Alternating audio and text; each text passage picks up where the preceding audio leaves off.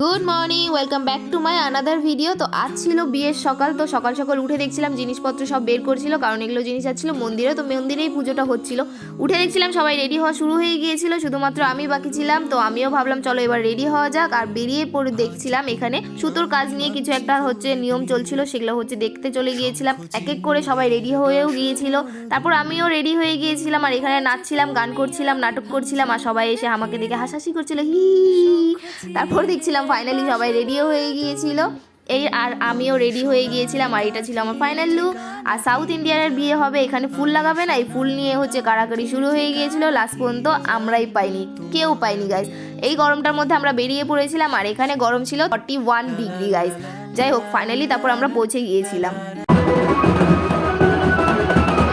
দেখছিলাম পুরো বাজনা বাজছিল, আর এখানে লোকজন চলে এসেছিল, এক এক করে সবাই এন্ট্রি করছিল। আর আমি চলে গিয়েছিলাম মন্দিরে। তো দেখছিলাম কোথায় আমি আগে গিয়ে দৌড়াবো। আমার আগে তো বরবুই চলে এসেছিল ভিডিও করার জন্য, আমি কোথাও আগে যেতে পারিনি। ছায়া মণ্ডপের এখানে সবকিছু জোগাড় চলছিল, আর এক এক করে মেয়ে বাড়ির থেকে লোকজন আসাও শুরু হয়ে গিয়েছিল।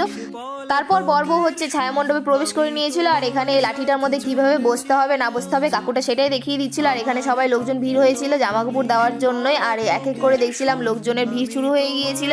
আর বরবউয়ের নিয়ম কানুন শুরু হয়ে গিয়েছিল। আর এই গরমটার মধ্যে ভাই আমাকে আইসক্রিম এনে দিয়েছিল, জন্য আমি একটু রিলিফ হয়েছিলাম এত গরমটার মধ্যে। তারপর দেখছিলাম বরবউয়ের স্নানের নিয়ম শুরু হয়ে গিয়েছিল। বর বসেছিল, বউ দাঁড়িয়েছিল। বউয়ের উপরে জল ঢাললে বরের উপরে যাতে পড়ে সেইভাবেই দাঁড়িয়েছিল। আর এই নিয়মটা দেখার জন্য সবাই বসেছিল। আর বরের পাশে যারা দুজন বসেছিল তাদেরকেও সেম ভাবেই নিয়ম করাচ্ছিল, তাদেরও স্নান করাচ্ছিল, জামা প্যান্ট চেঞ্জ করাচ্ছিল, সব কিছুই হচ্ছিল। আমি কিছু কিছু ক্লিপ নিয়েছি।